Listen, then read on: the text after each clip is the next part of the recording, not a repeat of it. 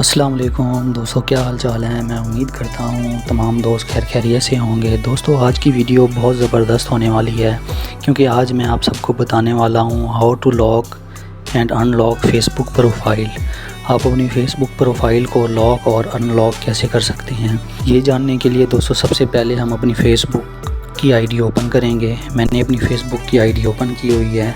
तो सबसे पहले कॉर्नर पे 3 डॉट बने हुए हैं, उसको दबाएंगे। उसके बाद दोस्तों हम सेटिंग्स में जाएंगे। सेटिंग्स के बाद दोस्तों हम प्रोफाइल लॉकिंग में जाएंगे। प्रोफाइल लॉकिंग दूसरा सेशन होगा।